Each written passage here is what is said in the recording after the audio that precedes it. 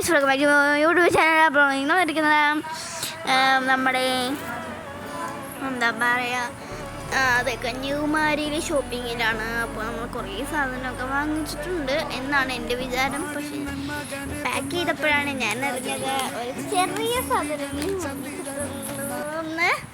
അപ്പോൾ ഇവിടെ ബാക്ക്ഗ്രൗണ്ടിൽ നല്ല സൗണ്ടായിരിക്കും, അപ്പോൾ അതൊന്നും നിങ്ങൾ മൈൻഡ് ചെയ്യരുത്. അപ്പോൾ അങ്ങനെ കുറേ സാധനങ്ങളൊക്കെ വാങ്ങിച്ച് കൂട്ടി എന്ന് ഞാൻ വിചാരിക്കുന്നു അല്ലേ. അപ്പം അങ്ങനെ കുറച്ച് സാധനമൊക്കെ വാങ്ങിച്ചു, പൊട്ട നിറച്ച് വാങ്ങിച്ചു. അപ്പോൾ പകുതി മാത്രമേ എടുക്കാൻ പറ്റിയിട്ടുള്ളൂ. അങ്ങനെ ഞാൻ വാങ്ങിച്ചു. കണ്ടോ, കുറച്ച് എന്നാണ് എൻ്റെ വിചാരം. സോറി, എന്നാണ് ഞാൻ വാങ്ങിച്ചിരിക്കുന്നത്. എൻ്റെ കഴുത്തിൽ കിടക്കുന്ന സാധനം കണ്ടോ, അതെനിക്ക് ഭയങ്കരമായിട്ട് ഇഷ്ടപ്പെട്ട് വാങ്ങിച്ചതാണ്. നല്ലൊരു രസമുണ്ടായിരുന്നു. ഞാൻ പിന്നെ എപ്പോഴും പറഞ്ഞ് ബോറടിപ്പിക്കുന്നില്ല, കാരണം എനിക്കിതിൻ്റെ അത് പറയാനേ ജോലിയുള്ളൂ, അല്ലാതെ ജോലിയൊന്നുമില്ല. പിന്നെ നമ്മൾ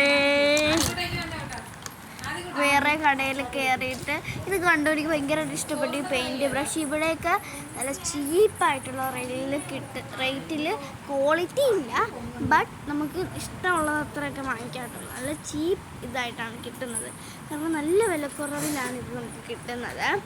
പിന്നെ നമ്മൾ അടുത്തത് മിഠായി കടയിലേക്ക് വന്നു, മിഠായിയൊക്കെ വാങ്ങിച്ചു.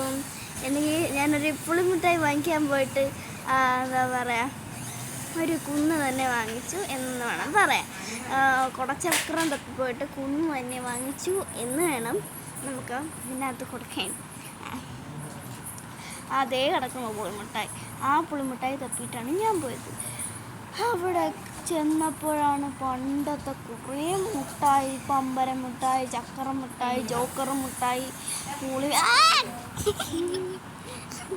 ഇവിടെ പുറകിൽ കാറ് വെച്ചിട്ട് ഓടിക്കളിക്കുന്നു.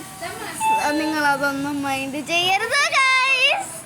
അപ്പോൾ പിന്നെ ഞാൻ എന്തോ ഈ കണ്ടോ ഒരു പാക്കറ്റ് വാങ്ങിച്ചു. അപ്പോൾ ടാറ്റ.